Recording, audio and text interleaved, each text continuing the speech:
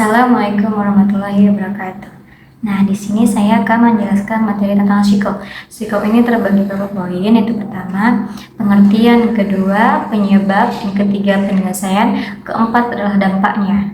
Nah, kita mulai dari pertamanya, yaitu pengertian. Nah, di mana pengertian psikop ini secara bahasa ialah perpecahan. Nah, secara istilahnya ialah yakni konflik yang sulit, di mana konflik antara suami istri atau hubungan suami istri ini itu udah terlanjur sulit banget. Dari disitulah itulah yang namanya kan psikop. Psikop adalah perselisihan antara suami istri yang terus menerus dan memerlukan penyelesaian melalui hakam. Nah, hakam ini adalah penengah dari mereka berdua dalam pertengkaran antara suami istri ini. Nah, hakam ini bisa dari keluarga istri, bisa juga dari keluarga si suami. Nah, kalau keluarga suami dan istri ini tidak bisa, maka bisa juga dari seperti orang luar, seperti ustadz dan orang yang terpercaya, seperti tetangganya juga bisa. Poin yang kedua, penyebab dari psikop. Nah, penyebab dari psikop ini ada beberapa. Yang pertama, dari ekonomi. Nah, dari ekonomi ini misalnya kebutuhan di rumah, kayak kebutuhan listrik, kebutuhan masak, bahan dapur itu lebih banyak daripada gajian suaminya.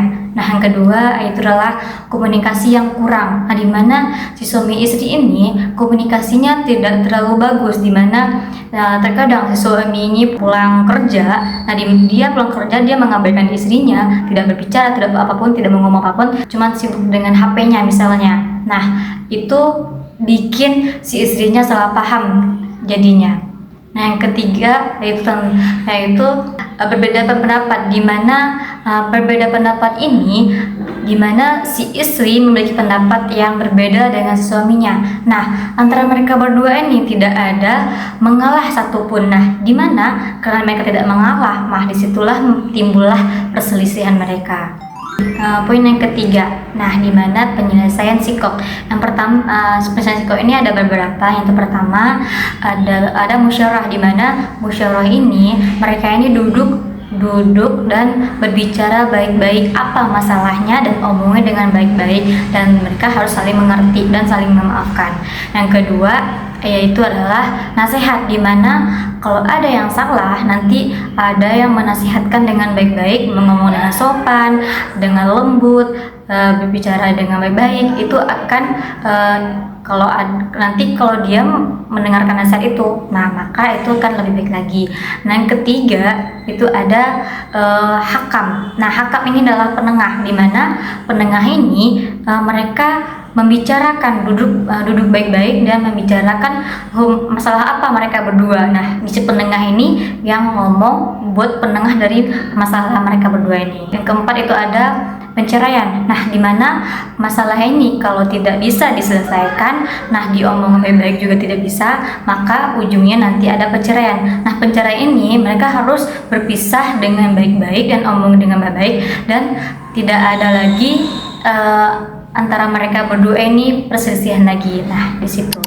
Poin yang keempat yaitu dampak. Dampak dari psikop ini psikop ini bukan hanya pada si istri atau si suami, tetapi juga bisa dampaknya kepada anaknya. Nah, di mana yang tadinya rumah menjadi tempat yang ternyaman buat si anak, tetapi menjadi tempat yang tidak nyaman bagi anak untuk belajar, untuk hal-hal yang dilakukan sehari-hari. Itu mereka merasa hatinya sedih ketika melihat orang tuanya selalu perselisihan atau bertengkar terus setiap hari. Nah, bukan si anak aja yang sedih, tetapi si istri juga bisa kalau bertengkar sama suaminya. Nah, jadi di mana rumah ini menjadi rumah tempat yang berisik atau tempat yang tidak ternyaman lagi bagi mereka. Jadi itu aja materi yang saya sampaikan. Saya akhiri dengan mengucapkan wassalamualaikum warahmatullahi wabarakatuh.